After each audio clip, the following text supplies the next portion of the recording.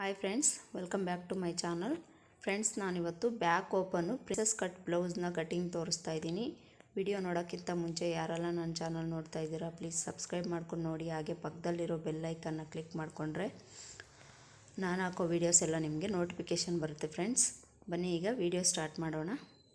Friends, ಇದು main fabric. ಇದಕ್ಕೆ ನಾನು ಲೈನಿಂಗ್ 1 ಮೀಟರ್ ತಗೊಂಡಿದ್ದೀನಿ. ಫ್ರೆಂಡ್ಸ್, ಮೊದಲಿಗೆ ಬ್ಲೌಸ್ನ ಉದ್ದಾನ ನೋಡ್ಕೊಳ್ಬೇಕು. ನೋಡಿ, ಈ ಶೋಲ್ಡರ್ ಪಾಯಿಂಟಿಂದ ಈ ಡಾಟ್ಸ್ ಹಿಡ್ದಿರೋ ಹತ್ರವರೆಗೂ ನೋಡಿಕೊಂಡ್ರೆ ಈ ಥರ ಸ್ಟ್ರೈಟಾಗಿ ಹಿಡ್ಕೊಂಡು ಇದು ಬ್ಲೌಸು 14 ಇಂಚು ಉದ್ದ ಬರ್ತಾ ಇದೆ. ಫ್ರೆಂಡ್ಸ್, ಮೊದಲಿಗೆ ಲೈನಿಂಗು ಫೋಲ್ಡಿಂಗ್ ಮಾಡಿ ಈ ಥರ ಇಟ್ಕೊಂಡು 14 ಇಂಚಿಗೆ 1 ಇಂಚ್ ಆ್ಯಡ್ ಮಾಡಿಕೊಂಡು 15 ಇಂಚಿಗೆ ಒಂದು ಮಾರ್ಕನ್ನು ಮಾಡ್ಕೊಳ್ತಿದ್ದೀನಿ. ಫ್ರೆಂಡ್ಸ್, ಅದೇ ಥರ ಇಲ್ಲೂ ಸಹ 15 ಇಂಚಿಗೆ ಮಾರ್ಕನ್ನು ಮಾಡಿಕೊಂಡು ಒಂದು ಲೈನನ್ನು ಹಾಕ್ಕೊಳ್ಬೇಕು. ಫ್ರೆಂಡ್ಸ್, ಇದು ಬ್ಯಾಕ್ ಓಪನ್ ಇಡ್ತಾ ಇದ್ದೀನಿ. ಅದಕ್ಕೋಸ್ಕರ ಉಕ್ಸ್ಪಟ್ಟಿ ಕಾಜಾಪಟ್ಟಿಗೋಸ್ಕರ 1/4 ಇಂಚ್ಗೆ ಮಾರ್ಕನ್ನು ಮಾಡಿಕೊಂಡು ಈ ಥರ ಒಂದು ಲೈನನ್ನು ಹಾಕ್ಕೊಳ್ತೀನಿ.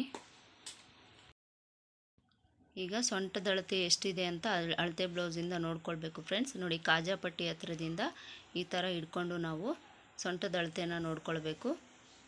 ನೋಡಿ ಫ್ರೆಂಡ್ಸ್, ಇದು ಸೊಂಟದ ಅಳತೆ 29 ಇಂಚ್ ಬರ್ತಾ ಇದೆ. 29 ಇಂಚಿನ 4ನೇ ಭಾಗ ತಗೊಳ್ಬೇಕು ನಾವು. ನೋಡಿ, ಅರ್ಧಕ್ಕೆ ಟೇಪನ್ನು ಈ ಥರ ಫೋಲ್ಡ್ ಮಾಡಿಕೊಂಡು ಮತ್ತೆ ಅರ್ಧಕ್ಕೆ ಫೋಲ್ಡ್ ಮಾಡಿಕೊಂಡ್ರೆ ನಮಗೆ 7/4 ಇಂಚ್ ಬರುತ್ತೆ. 7/4 ಇಂಚನ್ನು ನಾವು ಇಲ್ಲಿ ಈ 1/4 ಇಂಚು ಬಿಟ್ಟು 7/4 ಇಂಚ್ಗೆ ಒಂದು ಮಾರ್ಕನ್ನು ಮಾಡಿಕೊಳ್ಬೇಕು. ನೋಡಿ ಫ್ರೆಂಡ್ಸ್, 7/4 ಇಂಚ್ಗೆ ಒಂದು ಮಾರ್ಕನ್ನು ಮಾಡಿಕೊಂಡು ಅದೇ ಥರ ಬ್ಯಾಕ್ ಡಾಟ್ಗೋಸ್ಕರ 1 ಇಂಚನ್ನು ತಗೊಳ್ಬೇಕು. ಮಾರ್ಜಿನ್ಗೋಸ್ಕರ 1.5 ಇಂಚನ್ನು. ಈಗ ನೆಕ್ ಆ್ಯಂಡ್ ಶೋಲ್ಡರ್ ಮಾರ್ಕಿಂಗ್ ಮಾಡ್ಕೊಳ್ಬೇಕು. ಅದಕ್ಕೋಸ್ಕರ ನಾನು 5 ಇಂಚನ್ನು ತಗೊಳ್ತಾ ಇದ್ದೀನಿ. ಫ್ರೆಂಡ್ಸ್, ಈ ಬ್ಲೌಸ್ಗೆ ನಾನು 5 ಇಂಚನ್ನು ತಗೊಳ್ತಾ ಇದ್ದೀನಿ. ಈಗ ಆರ್ಮೋಲ್ ಲೆಂತನ್ನು 5.25 ಇಂಚಿಗೆ ಇಡ್ತಾ ಇದ್ದೀನಿ. ಫ್ರೆಂಡ್ಸ್, 5.25ಗೆ ಒಂದು ಮಾರ್ಕನ್ನು ಮಾಡಿಕೊಂಡು ಇಲ್ಲಿ 5 ಇಂಚ್ ತೊಗೊಂಡಿದ್ದೀವಿ. ಅದೇ 5 ಇಂಚನ್ನು ಇಲ್ಲೂ ತಗೊಂಡು ಇಲ್ಲೊಂದು ಮಾರ್ಕನ್ನು ಮಾಡಿಕೊಳ್ಬೇಕು. ಈಗ ಈ ಥರ ಒಂದು ಲೈನ್ಸನ್ನು ಡ್ರಾ ಮಾಡಿಕೊಳ್ಬೇಕು. ಈಗ ಚೆಸ್ಟ್ ಲೂಸ್ನ ಮಾರ್ಕಿಂಗ್ ಮಾಡ್ಕೊಳ್ಬೇಕು. ಫ್ರೆಂಡ್ಸ್, ಅದಕ್ಕೋಸ್ಕರ ನಾನು ಅಳತೆ ಬ್ಲೌಸಿಂದ ಏನೂ ಅಳತೆ ತೊಗೊಳ್ತಾ ಇಲ್ಲ. ಸೊಂಟದ ಅಳತೆ ಎಷ್ಟು ತಗೊಂಡಿದ್ದೀನಿ ಅಷ್ಟಕ್ಕೆ 1 ಇಂಚ್ ಆ್ಯಡ್ ಮಾಡಿಕೊಂಡು ಚೆಸ್ಟ್ ಲೂಸನ್ನು ನಾನು ತಗೊಳ್ತಾ ಇದ್ದೀನಿ. 7/4 ಇಂಚು ಸೊಂಟದ ಅಳತೆ ಇದೆ ಅಂದರೆ ಅದಕ್ಕೆ 1 ಇಂಚ್ ಆ್ಯಡ್ ಮಾಡಿಕೊಂಡು 8/4 ಇಂಚಿಗೆ ನಾನು ಚೆಸ್ಟ್ ಲೂಸನ್ನು ಇಡ್ತಾ ಇದ್ದೀನಿ. ಇಲ್ಲಿ 8/4 ಇಂಚು ಬರ್ತಾ ಇದೆ ಅಂದರೆ ಇದು 33 ಎದೆ ಸುತ್ತಳತೆಯ ಬ್ಲೌಸು. ಫ್ರೆಂಡ್ಸ್, ಇದು ಈಗ 8/4 ಇಂಚಿಗೆ ಒಂದು ಮಾರ್ಕನ್ನು ಮಾಡಿಕೊಂಡು ಮಾರ್ಜಿನ್ಗೋಸ್ಕರ 1.5 ಇಂಚನ್ನು ಮಾರ್ಕ್ ಮಾಡಿಕೊಂಡು ಈ ಥರ ಲೈನ್ಸನ್ನು ಹಾಕ್ಕೊಳ್ತೀನಿ. ಫ್ರೆಂಡ್ಸ್, ಈಗ ಆರ್ಮಲ್ ರೌಂಡ್ಗೋಸ್ಕರ 1/4 ಇಂಚಿಗೆ ಒಂದು ಮಾಡ್ಕೊಳ್ತಿದ್ದೀನಿ. ಫ್ರೆಂಡ್ಸ್, ಈ ಥರ ಮಾರ್ಕ್ ಮಾಡಿಕೊಂಡು ಈ ಥರ ಕರ್ವ್ ಸ್ಕೇಲನ್ನು ತಗೊಂಡು ಒಂದು ಲೈನನ್ನು ಡ್ರಾ ಮಾಡ್ಕೊಳ್ತೀನಿ. ಈಗ ನೆಕ್ ಡೀಪ್ ಎಷ್ಟಿದೆ ಅಂತ ನೋಡ್ಕೊಳ್ಬೇಕು. ಫ್ರೆಂಡ್ಸ್, ಅಳತೆ ಬ್ಲೌಸ್ನ ತಗೊಂಡು ನೋಡಿ, ಬ್ಯಾಕ್ ಸೈಡ್ ಈ ಥರ ಇಲ್ಲಿಂದ ನೋಡ್ಕೊಳ್ಬೇಕು. 3.5 ಇಂಚ್ ಬರ್ತಾ ಇದೆ. 3.5 ಇಂಚಿಗೆ ಒಂದು ಮಾರ್ಕನ್ನು ಮಾಡಿಕೊಳ್ಬೇಕು. ಇಲ್ಲಿ ಸ್ಟಿಚ್ಚಿಂಗ್ಗೋಸ್ಕರ 1/2 ಇಂಚನ್ನು ಬಿಟ್ಟು 3.5 ಇಂಚಿಗೆ ಒಂದು ಮಾರ್ಕನ್ನು ಮಾಡಿಕೊಳ್ಬೇಕು. 3.5 ಇಂಚಿಗೆ ಒಂದು ಮಾರ್ಕನ್ನು ಮಾಡಿಕೊಂಡು ಅದರ ಮೇಲಕ್ಕೆ ಒಂದು 1/4 ಇಂಚಿಗೆ ಒಂದು ಮಾರ್ಕನ್ನು ಮಾಡ್ಕೊಳ್ಬೇಕು ಸ್ಟಿಚ್ಚಿಂಗ್ಗೋಸ್ಕರ. ಈಗ ಲೆಂತ್ ನೋಡ್ಕೊಳ್ಳೋಣ. ನೋಡಿ ಫ್ರೆಂಡ್ಸ್, 11 ಇಂಚ್ ಬರ್ತಾ ಇದೆ. 11 ಇಂಚಿಗೆ ಮತ್ತೆ ನಾವಿಲ್ಲಿ ಒಂದು ಮಾರ್ಕನ್ನು ಮಾಡಿಕೊಳ್ಬೇಕು. ಈ ಥರ ಮಾರ್ಕನ್ನು ಮಾಡಿಕೊಂಡು ಒಂದು ಲೈನನ್ನು ಡ್ರಾ ಮಾಡಿಕೊಳ್ಬೇಕು. ಈಗ ನೆಕ್ ಬಿಡ್ತು 2 ಇಂಚ್ ತೊಗೊತಾ ಇದ್ದೀನಿ. ಫ್ರೆಂಡ್ಸ್, ಇಲ್ಲಿ 2 ಇಂಚ್ಗೆ ಒಂದು ಮಾರ್ಕನ್ನು ಮಾಡಿಕೊಂಡು ಈ 2 ಇಂಚ್ಗೆ 1/2 ಇಂಚ್ 3/4 ಇಂಚ್ ಆ್ಯಡ್ ಮಾಡ್ಕೊಳ್ಳಿ. ನಾವು ಒಂದು ಮಾರ್ಕ್ ಮಾಡ್ಕೊಳ್ಬೇಕು. ನಾನಿಲ್ಲಿ 3/4 ಇಂಚ್ ಆ್ಯಡ್ ಮಾಡಿಕೊಂಡು 2.25 ಇಂಚಿಗೆ ಒಂದು ಮಾರ್ಕನ್ನು ಮಾಡ್ಕೊಳ್ತಿದ್ದೀನಿ.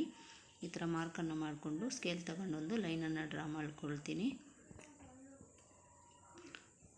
ಫ್ರೆಂಡ್ಸ್, ಇದಕ್ಕೆ ನಾನು ಯಾವುದೇ ರೀತಿ ಡಿಸೈನನ್ನು ಇಡ್ತಾ ಇಲ್ಲ. ಇದೇ ಥರ ಸ್ಕ್ವಯರ್ ಶೇಪನ್ನು ಇಟ್ಟು ಸ್ಟಿಚ್ಚಿಂಗನ್ನು ಮಾಡ್ತೀನಿ. ಫ್ರೆಂಡ್ಸ್, ಈಗ ಬ್ಯಾಕ್ ಡಾಟ್ಗೋಸ್ಕರ ಮಾರ್ಕಿಂಗನ್ನು ಮಾಡ್ಕೊಳ್ಬೇಕು. ಫ್ರೆಂಡ್ಸ್, ನೋಡಿ, ಈ ಲೈನು ಈ ಮಾರ್ಕಿಂಗ್ ಇದೆಯಲ್ಲ, ಇಲ್ಲಿಂದ ಇಲ್ಲಿಗೆ ಈ 1/4 ಇಂಚ್ ಬಿಟ್ಟು ಟೇಪನ್ನು ಈ ಥರ ಅರ್ಧಕ್ಕೆ ಫೋಲ್ಡ್ ಮಾಡಿಕೊಂಡು ಇಲ್ಲಿ ಒಂದು ಮಾರ್ಕನ್ನು ಮಾಡಿಕೊಳ್ಬೇಕು. ಇದು 4 ಇಂಚ್ ಬರ್ತಾ ಇದೆ. ಫ್ರೆಂಡ್ಸ್, ಇದೇ 4 ಇಂಚು ಇಲ್ಲೂ ಸಹ ಮಾರ್ಕ್ ಮಾಡಿಕೊಂಡು ಫ್ರೆಂಡ್ಸ್ ಡಾಟ್ನ ಉದ್ದ 4 ಇಂಚಿಗೆ ಇಡ್ತಾ ಇದ್ದೀನಿ. 4 ಇಂಚಿಗೆ ಒಂದು ಮಾರ್ಕನ್ನು ಮಾಡಿಕೊಂಡು ಈ ಥರ ಸ್ಕೇಲಲ್ಲಿ ಒಂದು ಲೈನನ್ನು ಹಾಕ್ಕೊಳ್ತೀನಿ. ಈ ಥರ ಹಾಕ್ಕೊಂಡು ಈಗ ಈ ಕಡೆ 1/2 ಇಂಚು ಆ ಕಡೆ 1/2 ಇಂಚು ಡಾಟ್ಗೋಸ್ಕರ ಮಾರ್ಕನ್ನು ಮಾಡಿಕೊಂಡು ಈ ಥರ ಒಂದು ಲೈನನ್ನು ಹಾಕ್ಕೊಳ್ತೀನಿ. ಫ್ರೆಂಡ್ಸ್, ನೋಡಿ ಫ್ರೆಂಡ್ಸ್, ಇದಿಷ್ಟು ಬ್ಯಾಕ್ ಪಾರ್ಟ್ನ ಮಾರ್ಕಿಂಗ್ ಆಯಿತು. ಇದನ್ನು ನಾನೀಗ ಕಟ್ ಮಾಡ್ಕೊಂಡ್ಬಿಡ್ತೀನಿ. ಫ್ರೆಂಡ್ಸ್, ನನ್ನ ಕಡೆಯಿಂದ ಒಂದು ರಿಕ್ವೆಸ್ಟು, ಯಾರೆಲ್ಲ ಸಬ್ಸ್ಕ್ರೈಬ್ ಮಾಡ್ಕೊಳ್ದೆ ನೋಡ್ತಾ ಇದ್ದೀರಾ ಪ್ಲೀಸ್ ಸಬ್ಸ್ಕ್ರೈಬ್ ಮಾಡ್ಕೊಂಡು ನೋಡಿ. ಫ್ರೆಂಡ್ಸ್, ನೋಡಿ ಫ್ರೆಂಡ್ಸ್, ಈ ರೀತಿ ಬ್ಯಾಕ್ ಪಾರ್ಟ್ನ ಕಟಿಂಗ್ ಮಾಡ್ಕೊಂಬಿಟ್ಟಿದ್ದೀನಿ.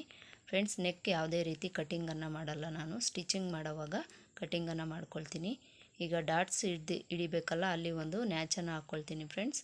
ಅದೇ ಥರ ಚೆಸ್ಟ್ ಲೂಸು ಮಾರ್ಕಿಂಗ್ ಮಾಡಿರೋ ಹತ್ರ ಇಲ್ಲೂ ಸಹ ಒಂದು ನ್ಯಾಚನ್ನು ಹಾಕ್ಕೊಳ್ತೀನಿ.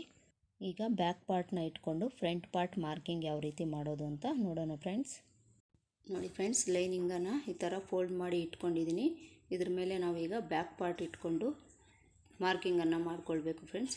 ಬ್ಯಾಕ್ ಪಾರ್ಟ್ಗಿಂತ 1/2 ಇಂಚು ಫ್ರಂಟ್ ಪಾರ್ಟು ಜಾಸ್ತಿ ಇರಬೇಕು ಫ್ರೆಂಡ್ಸ್. ಅದಕ್ಕೋಸ್ಕರ 1/2 ಇಂಚ್ಗೆ ಒಂದು ಮಾರ್ಕನ್ನು ಮಾಡಿಕೊಂಡು ನೋಡಿ ಫ್ರೆಂಡ್ಸ್, ಈ ಥರ ಬ್ಯಾಕ್ ಪಾರ್ಟ್ನ ಇಟ್ಕೊಂಡು ಈ 1/4 ಇಂಚು ಕಾಜಾಪಟ್ಟಿ ಉಕ್ಸ್ಪಟ್ಟಿಗೋಸ್ಕರ ಮಾರ್ಕ್ ಮಾಡಿದ್ದೀವಲ್ಲ, ಅದನ್ನು ಹೊರಗಡೆಗೆ ಇಟ್ಕೊಂಡು ಈ ಥರ ಇದರ ಸುತ್ತಲೂ ಒಂದು ಯಾವ ರೀತಿ ಇದೆ ಅದೇ ಥರ ಮಾರ್ಕಿಂಗನ್ನು ಮಾಡ್ಕೊಳ್ಬೇಕು ನಾವು.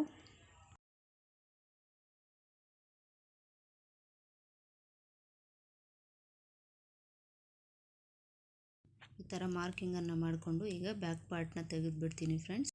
ಈಗ ನೆಕ್ ಆ್ಯಂಡ್ ಶೋಲ್ಡರ್ಗೆ 5 ಇಂಚ್ ತೊಗೊಂಡಿದ್ದೀವಲ್ಲ ಫ್ರೆಂಡ್ಸ್, 5 ಇಂಚಿಗೆ ಒಂದು ಮಾರ್ಕ್ ಮಾಡಿಕೊಂಡು ಇಲ್ಲಿ ಸಹ ಒಂದು 5 ಇಂಚಿಗೆ ಮಾರ್ಕನ್ನು ಮಾಡಿಕೊಂಡು ಇಲ್ಲಿ ಸ್ಟ್ರೈಟಾಗಿ ಒಂದು ಲೈನನ್ನು ಹಾಕ್ಕೊಳ್ಬೇಕು.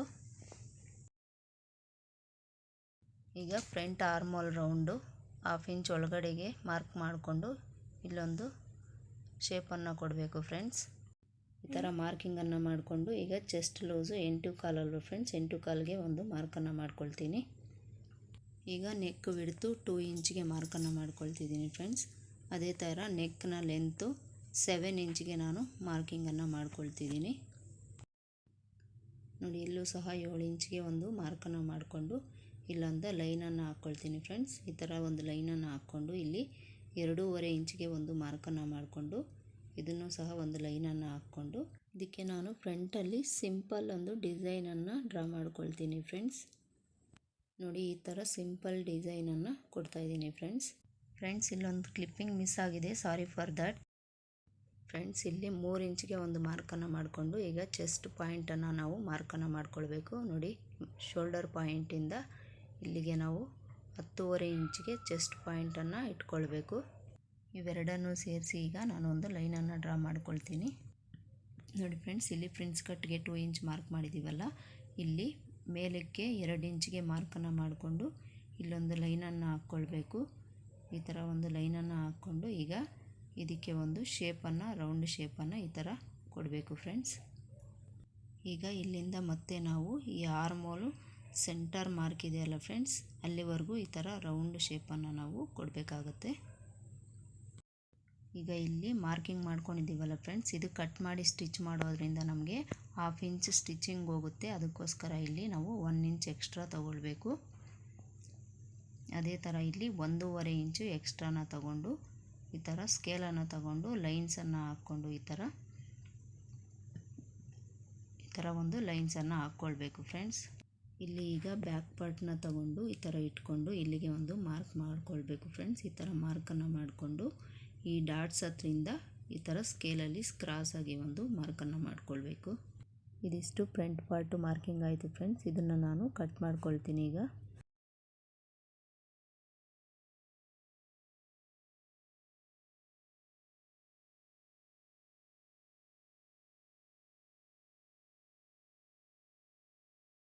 ನೋಡಿ ಫ್ರೆಂಡ್ಸ್, ಈ ಥರ ಕಟ್ ಮಾಡ್ಕೊಂಬಿಟ್ಟಿದ್ದೀನಿ. ಫ್ರಂಟ್ ಪಾರ್ಟು ಯಾವುದೇ ರೀತಿ ಕಟಿಂಗ್ ಮಾಡ್ಕೊಳಲ್ಲ ಫ್ರೆಂಡ್ಸ್. ಸ್ಟಿಚಿಂಗ್ ಮಾಡೋವಾಗ ನಾನು ಕಟಿಂಗನ್ನು ಮಾಡ್ಕೊಳ್ತೀನಿ.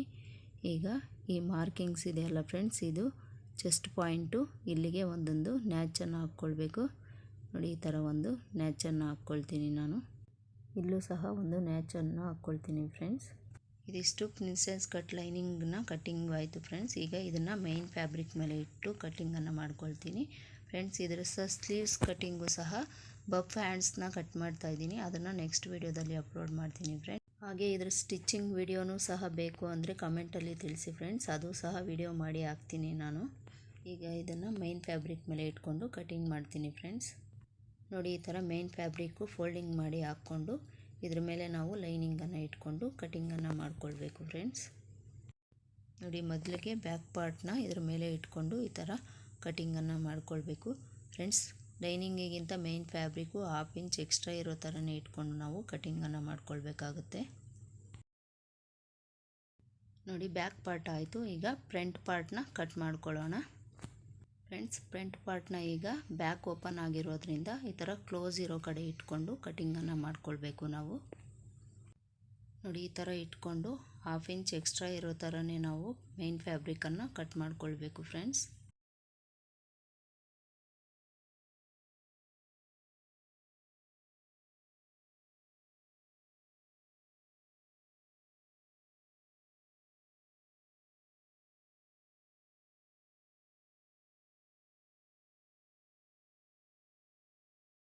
ನೋಡಿ ಫ್ರೆಂಡ್ಸ್, ಇದಿಷ್ಟು ಆಯಿತು. ನೋಡಿದ್ರಲ್ಲ ಫ್ರೆಂಡ್ಸ್, ಯಾವ ರೀತಿ ಬ್ಯಾಕ್ ಓಪನು ಫ್ರಿನ್ಸ್ ಕಟ್ ಬ್ಲೌಸ್ನ ಮಾರ್ಕಿಂಗ್ ಮಾಡಿಕೊಂಡು ಕಟ್ ಮಾಡೋದು ಅಂತ. ಫ್ರೆಂಡ್ಸ್, ಈ ವಿಡಿಯೋ ಇಷ್ಟ ಆಗಿದ್ದರೆ ಲೈಕ್ ಮಾಡಿ, ಶೇರ್ ಮಾಡಿ, ಹಾಗೆ ಚಾನಲ್ನ ಸಬ್ಸ್ಕ್ರೈಬ್ ಮಾಡ್ಕೊಂಡು ನೋಡಿ ಫ್ರೆಂಡ್ಸ್. ಇಷ್ಟ ಆಗಿದರೆ ಒಂದು ಲೈಕ್ ಮಾಡೋದನ್ನು ಮರಿಬೇಡಿ. ಮತ್ತೆ ಸಿಗ್ತೀನಿ ಮತ್ತೊಂದು ವಿಡಿಯೋದಲ್ಲಿ. Thanks for watching.